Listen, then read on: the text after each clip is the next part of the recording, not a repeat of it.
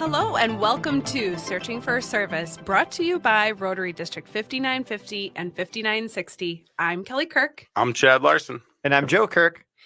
And before we dive into who our special guest is, Joe is going to... And it's a good one. And it is a good one. It's a long-awaited guest. But before we dive into who we have, Joe is going to remind us of the show's purpose. Yeah, the show's purpose is to connect Rotarians and non-Rotarians, and really anybody that's seeking service opportunity, to amazing guests like Stephanie today. Like, we're so excited for this, and to really partner them with service opportunities in their community, as well as other service opportunities that are all over the world. Because, you know, as we've known from the show, people get introduced to Rotary and other organizations through a diverse amount of service opportunities. So that's what we're all about. And he kind of cued us for who our guest is. So we have Stephanie Urchick, she's been selected as the President of Rotary International for the years 2024 and 2025. So we like to call that the President-elect. Congratulations, first of all. Well, thank you. I'm delighted to be here with all of you, Kelly, Chad, and Joe. This is an amazing opportunity to share more information about my favorite topic, Rotary International. We are very excited. Before we really dive into all of that, though, we'd love to take this first section as an opportunity to get to know you. Who is Stephanie? So let's start with how you got involved in Rotary. Well, I was working in higher education in the state of Pennsylvania, and I had never heard of service clubs before. Nobody in my family had ever been in one. And one afternoon, a woman walked into my office. She had an office in the same building, and she said, "Stephanie, would you like to go to a Rotary Club meeting with her?" And I looked at her and I said, "What in the world is Rotary?" I just didn't know. So she gave me the elevator speech, and she talked about the amazing things that the organization does. And when she got to the part about the internationality, I was really hooked, because when I was growing up, I wanted to be a spy. And that's another story for a different podcast. All right. Stephanie, do you know that we had one of our just most favorite individuals, Tom Gump, on here? He's actually been one of our special guests a couple of times, but he teased that. He did share that. Well, it's a true story. It's a true story. So I was intrigued, and I went to a Rotary Club meeting with her, and then I went to another one. And by the fourth meeting, I was writing the newsletter for that club. And then a year and a half later, I was club president, and then I really never looked back. So that's how it happened. You know, and it's so funny. We've had now, 30 plus people on this show, and it's so funny. A lot of them are like, "Yeah, I just went to a meeting, and before I knew it, I was, Yeah, it doesn't take long, right? To find delegations. Went to Guatemala.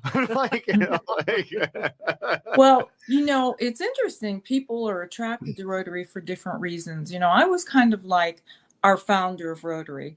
Rotary was founded in 1905, and the man who started it was an attorney. And he had left his home and moved to Chicago, and he didn't know anybody. So his idea was to get 3, 4, however many individuals. He ended up with 3 other men. And he said, "Let's rotate," which is how the name happened. "Let's go to your office, and the next week we'll go to your office, and let's get to know one another." So initially, it was about fellowship and friendship, and the service came later. So some people are looking for that friendship. Others hear that it's a service organization and they want to roll up their sleeves and, get busy right away. Others take a look at Rotary and say, "Look at all these business professionals. I could network here and expand my business." That's true as well. And for the same reason, they look around and say, "All these business people, if I were part of this club and hanging out with these people, I bet I could get, professional development." So there's a lot of different reasons why people are attracted to an organization like Rotary. So what we have to do as leaders is just make sure we understand that as they're coming into our club, so that we can help match what they're interested in, so they see the value in belonging. That's so good. And I love that it really was narrowed down to just a couple of keywords: fellowship, friendship, service. Those Yeah. are my key takeaways in that. Speaking of Yeah. service, do you recall your first service project? Absolutely, I do. Mhm. I had joined the club, and I really didn't know a lot about Rotary, but they started talking about a program that the club was involved in called Youth Exchange. Well, I couldn't be a host family because at that time, I was no longer married. I was divorced. I didn't have kids, and I thought that's not appropriate. But they needed somebody to go to the airport to pick up the students who were arriving. So I said, I'll do that. So I went to the Pittsburgh International Airport to pick up 3 students. And so I met them in baggage claim. And the young man from Thailand said, oh, wait, we have to go to oversized luggage. And I thought, all right. So we go to oversized luggage, and out of the chute comes a surfboard. Now, mind you, the Rotary Club I belong to was California, PA. There is no water anywhere around here. He said, I'm going to California University of Pennsylvania. Well, he learned a great deal about geography that day. Sure did. That's hilarious. That was my first service. So Stephanie, can you just share with our listeners, you are located in Pennsylvania, correct? I am in Western Pennsylvania, yes. And Okay. I'm now in my 3rd Rotary Club here. Okay. I was in the first club in California, PA for 10 years. Then I made a job switch, so I needed to get closer, and I joined a 2nd club. And then I outgrew that club in a way, and then now I'm in the Rotary Club of McMurray, Pennsylvania. Very active, hands-on group. I love it. They're a little bit dismayed. They're excited, very excited for me, but they're dismayed that I have to temporarily move to Evanston in a few weeks. So I'm not going to be around. Mm-hmm. Yeah. Is it kind of like the mayor's mansion? Is that what you get there? Yeah. No, it's actually, yeah. So can you explain that? It's a condo. They have a condo for the president and the president-elect. And it's basically so you don't have to work out of hotels because there's so much travel involved. So, that really is a nice way to handle, all the travel that we have to do. When did you kind of start getting involved above the club level, and how did you kind of make that jump? Well, I looked around at the club and really, did all that I could in the club. I went through all the avenues there. I became president of the club, and I did foundation chair for the club. And so then somebody introduced me to something called a district conference. So I went to the district conference, and there were people from all over our district from different clubs, and it was eye-opening that there was a world outside of the club. So I started to investigate opportunities at the district level, and ultimately became the district governor, the Rotary district governor. And then I found out the same thing, that there were opportunities at the zone level, because that's how Rotary is organized. Clubs are part of a district, and districts are part of a zone. So I decided that, I could serve Rotary again. So ultimately, I became a director and was on the board of directors for Rotary International. And that, of course, led me to the decision to take a look at our organization and decide whether or not this was something I wanted to lead. And for me, it's about being the right leader at the right time. So when I investigated where we are as an organization, I thought this is the right time. That's really fantastic. And kind of as a little note to our listeners too, is just to, as you're learning more and more about Rotary and how it works, is, it starts so simply. It starts so simply by picking somebody up at the airport, and then next thing you know, you're president-elect of Rotary International. Well, it happens I pinch just myself like that. every so often, Joe. I pinch myself to say, did that really happen to me? That's so cool. But one of my favorite things about what you've been talking about is you kind of answered the bell every time that you heard it, right? Like you heard it at your club level, you heard it at the district level, and then you heard it at the zone. And then now obviously you've heard the bell ring nice and loud for you at the Rotary International level. So it's really just answering the bell. Well, I like to say, people ask me, how did you get from Western Pennsylvania to the presidency of Rotary? And I say, I just kept showing up. Yeah. When I was young, I developed a mantra that I still use today. And it's, life is always more exciting on the other side of yes. say yes, and then just figure it out. Now, that could get you in trouble with your parents, so you have to be careful, as long as it's not illegal or immoral. But I'll never forget the time I had decided that I was going to go to India for a national immunization day for Rotary. Mm-hmm. So the day before I left, I called my mother and said, "Hey, Mom, guess what? I'm going to India tomorrow." She went crazy. She went absolutely ballistic. Why did you tell me before this? How long did you know? And I said, "Well, I've known for 6 months, but if I told you 6 months ago, you would worry for 6 months. Now you're just going to worry for 12 days, and then I'm going to be back." There we go. Yeah. No need to worry. It's That's right. Good. Mm-hmm. As parents, I'm like, I get it. Yep. Definitely. I definitely understand that. Well, we've got about 45 more seconds left in this first segment. And, what was the, do you guys have a good question? I was just going to kind of BS. But you guys got a good one. No, I mean, when we come back from the break, I would like to learn a little bit more about,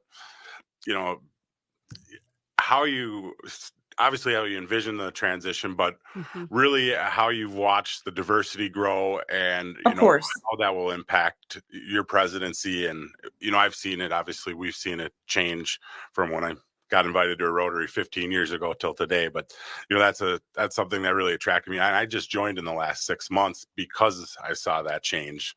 Congratulations. Welcome to Rotary. Thank you. Yeah. Thank and you. because of the show. Yeah, and meeting some fun people. That's really what I would like to learn more about. Okay. As a reminder, you are listening to Searching for Service. I'm Kelly Kirk. I'm Chad Larson. And I'm Joe Kirk. And we'll be back.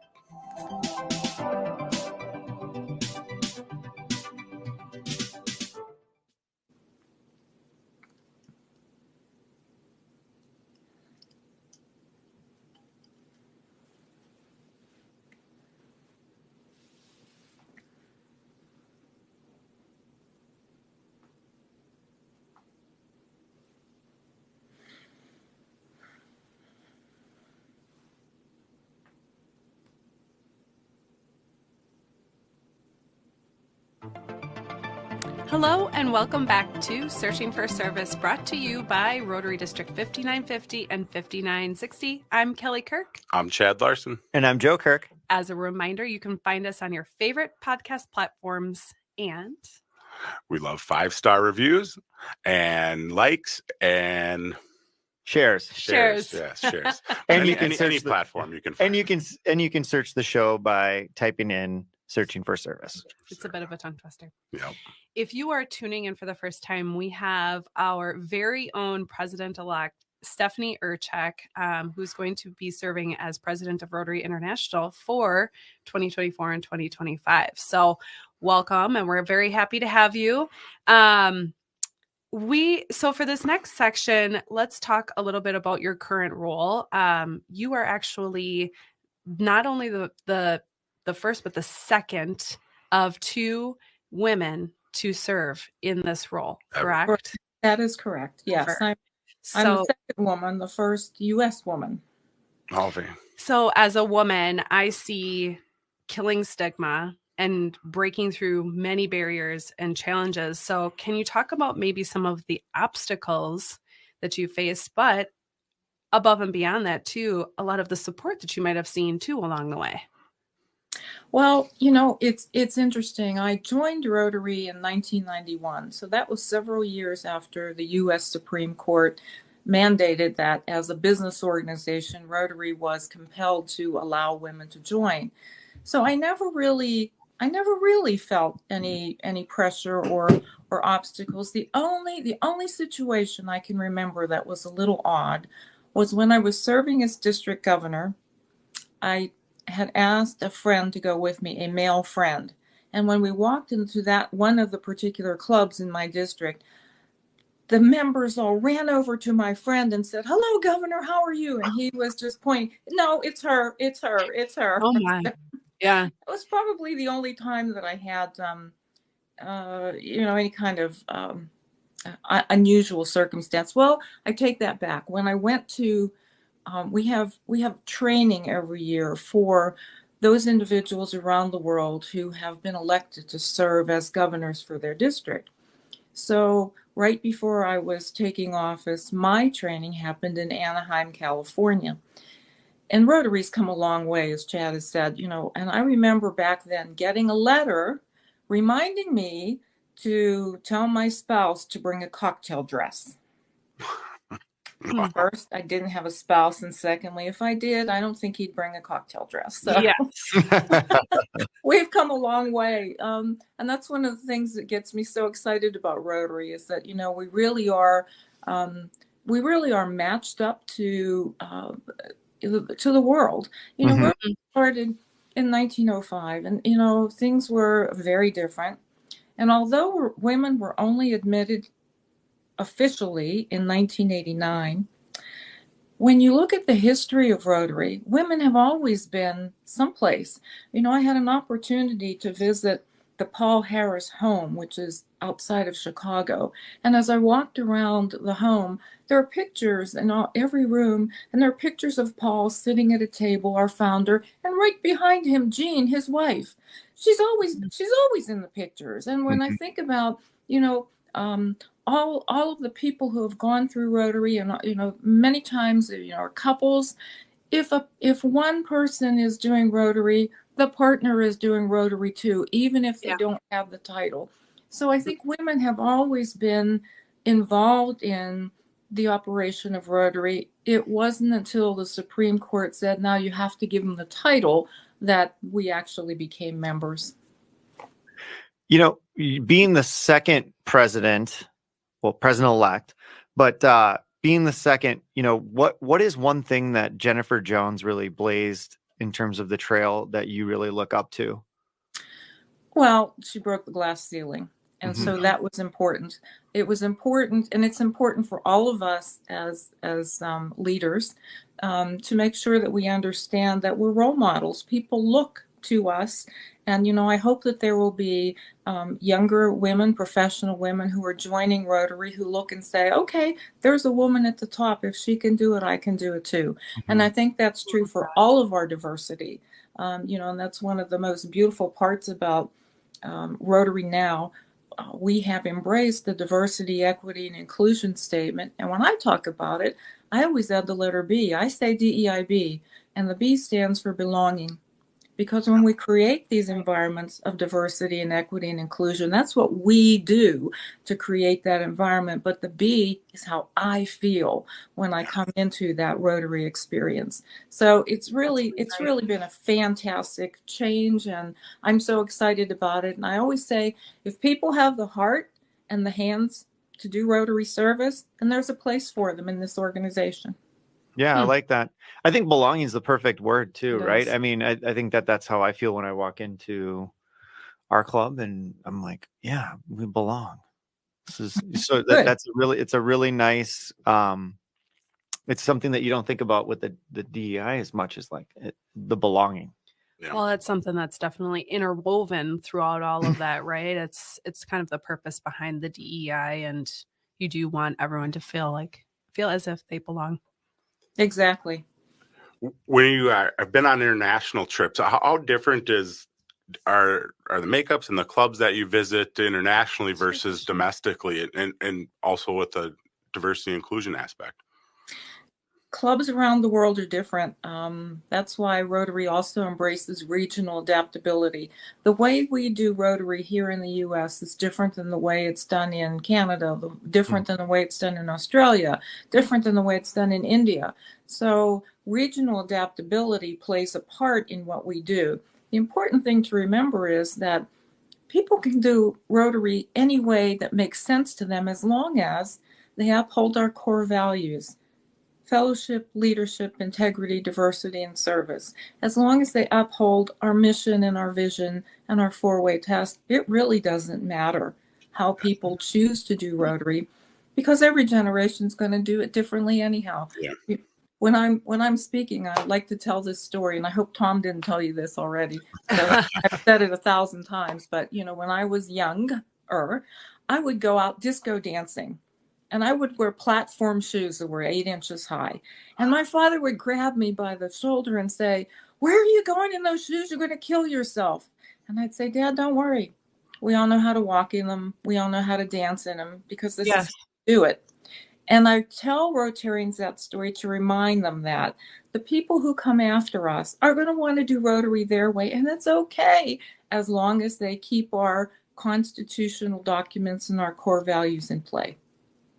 I think that's a really wonderful way to continue to, push the envelope of what's possible for Rotary, right? Like as you continue to push on that and allow it to do some really exciting things. I have to ask this question because we're going to dive into more on future presidency.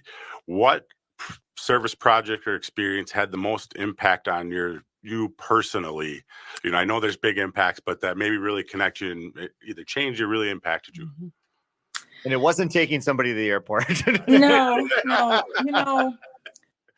There is magic in everything that we do in Rotary. When you think about, our vision statement says that we create lasting change around the globe in our communities and in ourselves.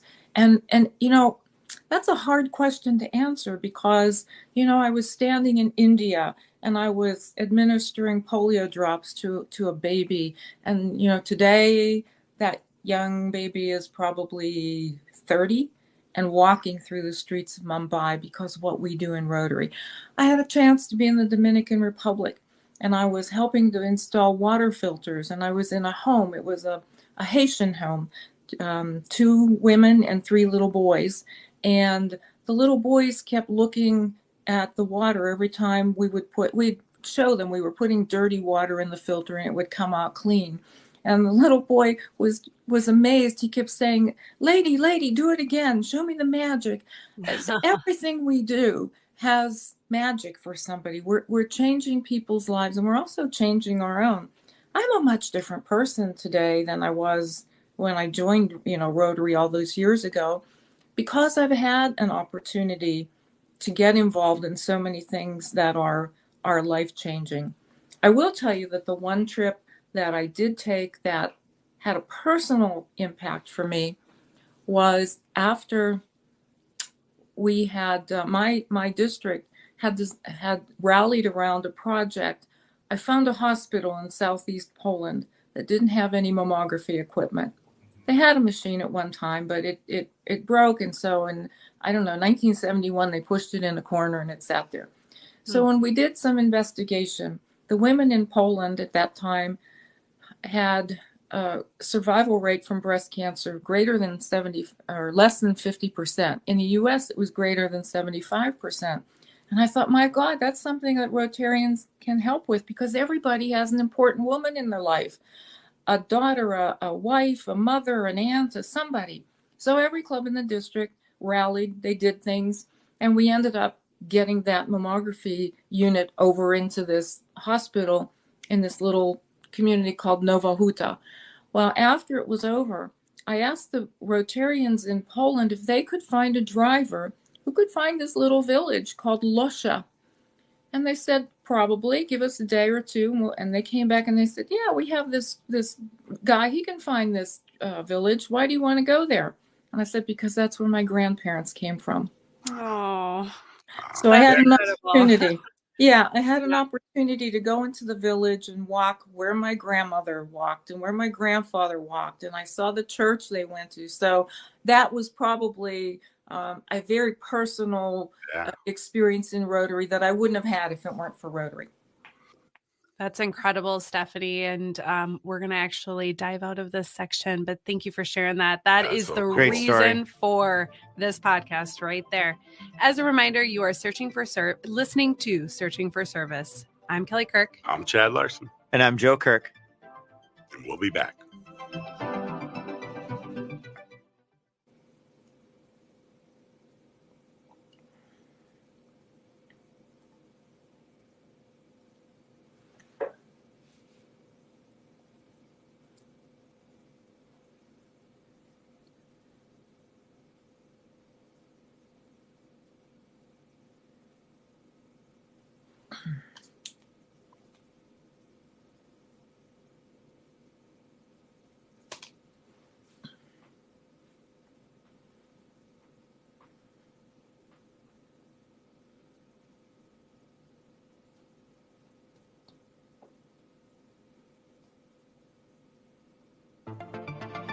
Hello and welcome back to Searching for Service, brought to you by Rotary District 5950 and 5960. I'm Kelly Kirk. I'm Chad Larson. And I'm Joe Kirk. As a reminder, you can find us on your favorite podcast platforms and like, comment, 5-star. 5 stars. The gold stars. Find us anywhere.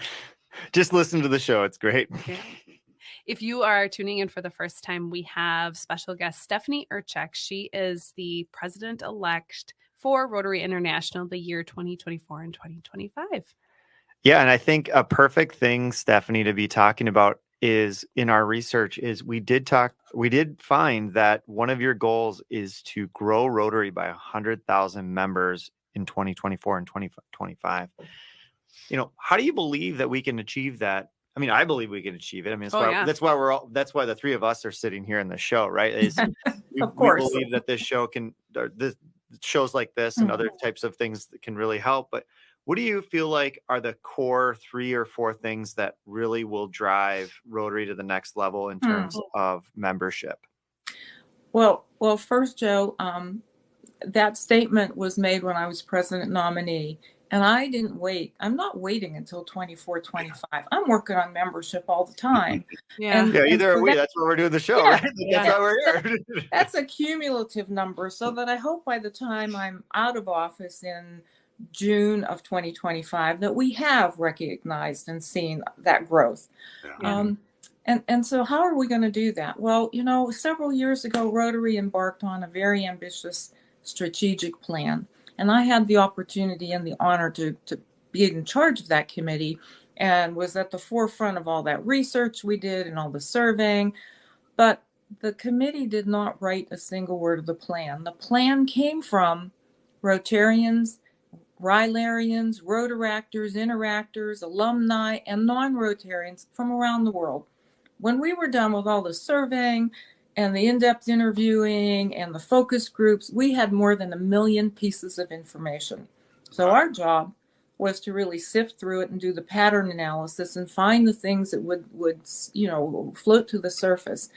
And one of the things that came from that was, of course, our vision statement. But the other thing that came from it was our very strong priorities of our plan. Now, we don't call it a strategic plan anymore because as soon as you say strategic planning, people glaze over. Yeah. We're people of action. So it's now the action plan. And there are 4 priorities that lend themselves to the things that are important in Rotary. The first one is increasing our impact. Ages ago, when we had small grant opportunities, you could get a grant in a club for $1,000 and put a well in, and maybe 10 years later, somebody would go and visit that well, and it was rusted and it wasn't working, and there's a big plaque saying Rotary put this well here. Well, that's not good PR. It doesn't help the community. So we changed that, and so we're looking at global grants now that have sustainability built in, and there's more impact.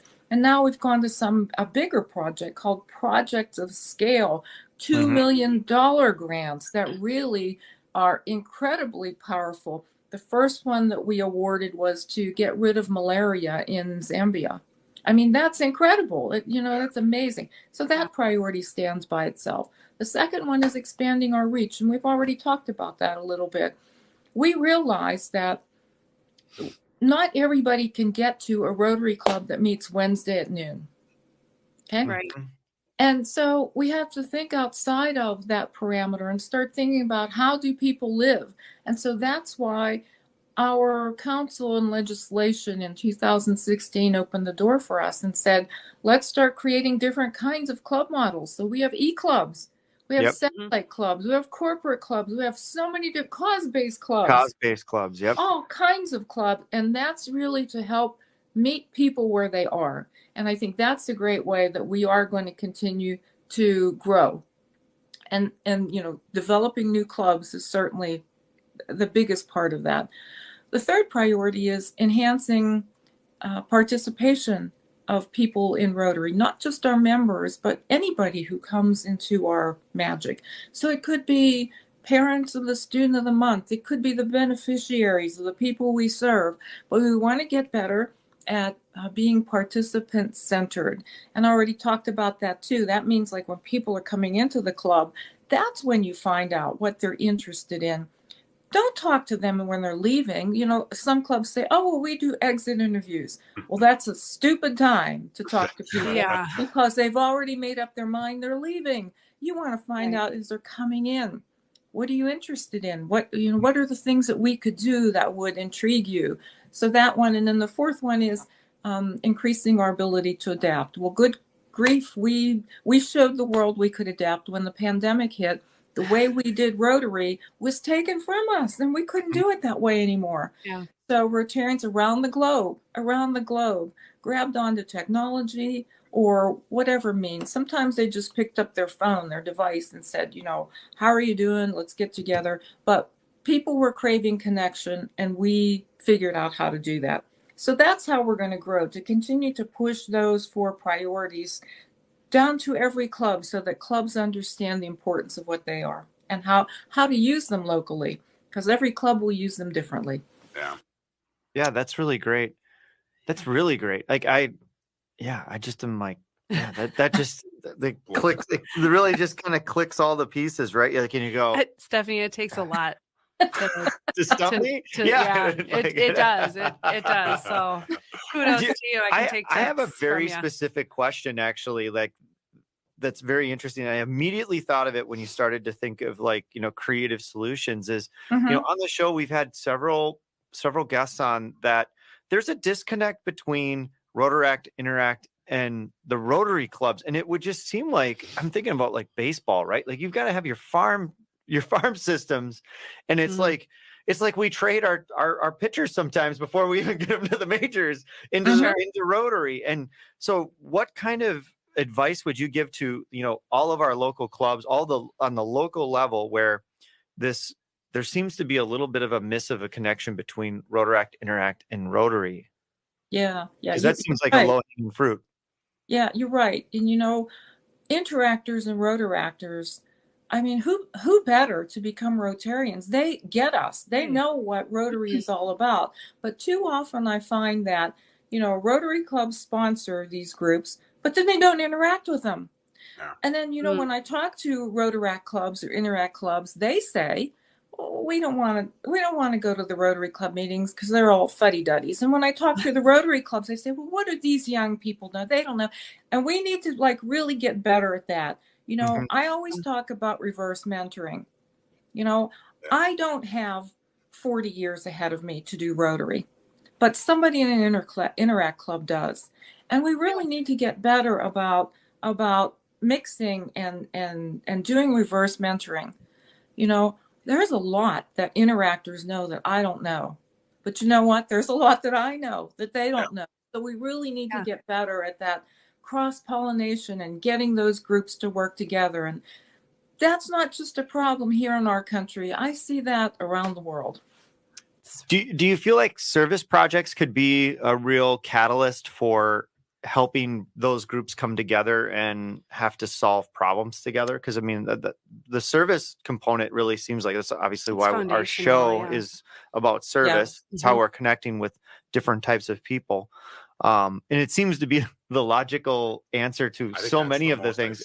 Do you feel like it would be the logical solution for that? It is. But again, the two groups have to think about what are the service causes that they have that work together. Yeah. For instance, interactors and Rotaractors are all about the environment.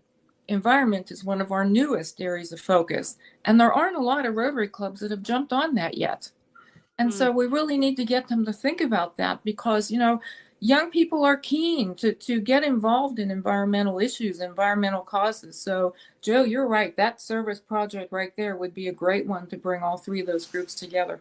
And then how does Rotary International support that?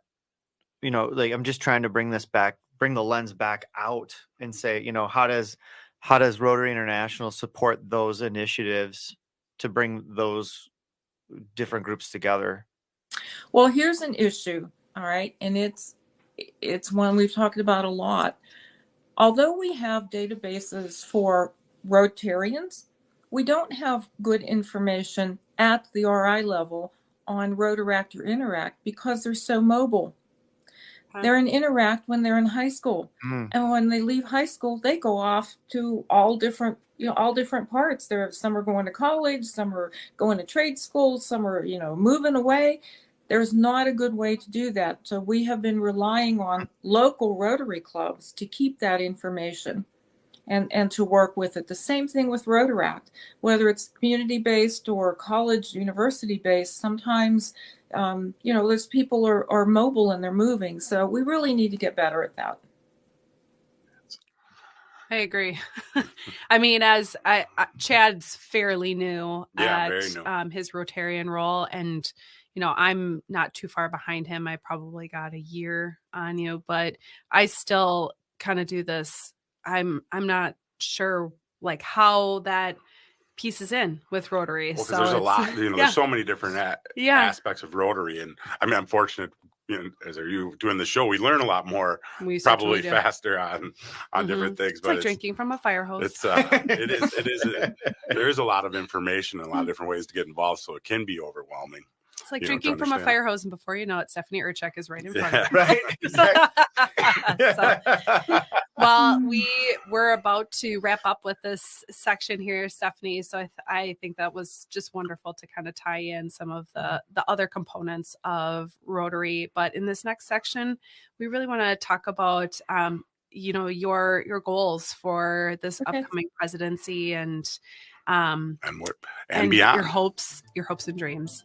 You are listening to Searching for a Service, brought to you by Rotary District 5950 and 5960. I'm Kelly Kirk. I'm Chad Larson. And I'm Joe Kirk. And we'll be back.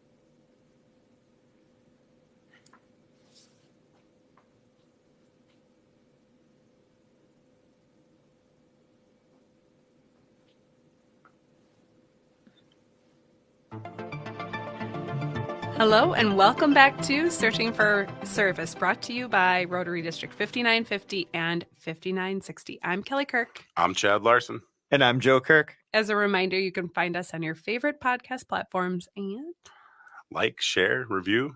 And find us by searching for service. It's a tongue twister. You can't help it. If you are tuning in for the first time, we are wrapping up here in our last section with Stephanie Urchick, who is the president-elect of Rotary International for the years 2024 and into 2025. And so we are going to wrap up this last section talking a little bit about your presidency and what it looks like. And so my question to you is, what is something that you're really excited about? Let's start there. Well, we've already talked about it. Membership. I'm really excited about membership. So my top priority is going to really be how do we go about advancing our action plan to get it to the club level, because that's where the membership growth will happen. Mm-hmm. The magic of Rotary doesn't happen where I'm going to be sitting in Evanston or in a boardroom. It happens in the club. It's where you guys are in the club level. That's where all the fabulous magic happens. So that's my first priority. The second one, I have a real focus on helping to heal a divided world through positive peace. We have so many tools in Rotary that we could use. For instance, we have this fantastic 4-way test. Mm-hmm. And sometimes I ask people, wouldn't the world be better if we all lived the 4-way test instead of reciting it? Yeah. Yeah. And, there are so many ways that Rotary clubs can use that 4-way test. They could sponsor four-way test speech contests in their high schools to see, if young people can talk about it. They can, be public facing with it and, take it into corporations and communities. There's a fabulous project called Rotary Peace Poles, which are physical aluminum or other material poles that are planted in a park or somewhere in the community. And on the pole itself, it says, "May peace prevail," in languages that represent your community. I have seen that before. Yeah. It has a Rotary sign and it has a QR code so people can get more information. And then what the Rotary Club can do is encourage groups in the community to use that spot for any event that is about peace or unity. We as an organization are opening a new peace center because, Rotary has peace centers around the world where we help train individuals. We're opening one in the Middle East during 24-25. Who did we have on that? I feel like Tom had talked about it, actually. It was another guest. Okay. Pat Merriweather? Could be, yeah. Director Pat, absolutely. So, that's all going to be an important part. And, sometimes presidents have presidential peace conferences or in different places, but they tend to be focused on Rotarians putting them together. I'm not suggesting that during 24-25. I want to have one big conference in Istanbul. I want the world to watch what Rotary is doing. So in addition to a peace conference, it'll be the opening of the center. It'll be a celebration of the first class going through. It'll be an alumni reunion. We have more than 1,600 peace alumni around the world. If they can get there, it'll be a destination for directors and trustees to be there. It'll be a major donor event, and we'll have a peace walk open to the community so that people can pay like a nominal $5 and walk with us for peace. And, then that money can be collected and given to one of Rotary's peace programs. So that's it. Those two things are important to me: membership and peace. And that's what I'm going to ask Rotarians around the world to get involved in. I love it. So when we have you on the show in 2 years, right? 2 years, we're going to have you back on the show. We would have had 100,000 new members of Rotary at this time. What are we cheersing to? Like, what are we going to cheers to? This is a practice. So we do this often. What are we cheersing to? What are we cheers? We're going to send you a bottle of champagne and we're going to cheers to 100,000 new members. That's it. If we see net growth of 100,000 members, trust me, I'm going to be sending champagne to you three. Love it. I love it. You're not going to turn down champagne at all. Yeah, absolutely. What does 100,000 more Rotarians allow us to do? Like, what is the outcome? Everything. Yeah. Okay, Joe, we're a membership organization that does service. So in my mind, it's pretty simple. The more members we have, the more service we can do. The less members we have, the less service we can do. I wish there was a more complicated answer than that, right? Yeah. We really owe it. We really owe it to the organization to help share what we do with other people. I've said this before. I love Rotary, just like you guys. I love Rotary. That's why you're doing this show. But I know that I'm not going to be here forever. And by expanding our reach and allowing other people to come into this organization, that's going to ensure that somebody will be there to do the magic of Rotary once I'm gone. So that's what we need to do. We need to focus on sharing it, I'm helping younger people understand that, it's not your grandfather's Rotary Club anymore. It's really something different. Yeah. I love it. Good. Nope. Go ahead. Oh, you have the question. Along those lines, and as they're trying to grow membership, what advice would you have for a non-Rotarian or a Rotarian that interacts with somebody to say, this is the reason or this is the path to not just join but grow? Well, I would tell them, that something that's really important is and it's important in any aspect of our life. It's important in a marriage. It's important in a career. Make sure that you fit. Make sure that you belong. you know, and there are so many different options with, you know, all the things that I mentioned. You know, we have e-clubs and cause-based clubs and all, you know, there's just so much available. You know, sometimes people will say to me, well, what do you mean I have to pay to do service? I can get my phone and do a meetup and go pick up garbage. But it's the value of a Rotary membership. It's all the other things that happen. It's the fellowship, it's the learning center, it's the opportunities that you have. So if that's the kind of service that you're interested in, then Rotary is definitely a place for you. Yeah, the connection, and I think the overall scope, you know, if you want to be on the local level, then you have those opportunities. And as I've learned, there's so much. It can start there, and you know, you can become president of the international, but it also connects on so many different levels that, you know, if you have goals of traveling international because you want to be a spy, or if you just really care about just being in your local community, it really encompasses all different opportunities too, which I think is a pretty cool thing. How do we know you're not a spy? No, you don't. I was just going to say, I'm like, wait a second here. She could be the greatest spy of all time, is what we're saying. Stephanie, above and beyond your presidency, where do you see Rotary long term?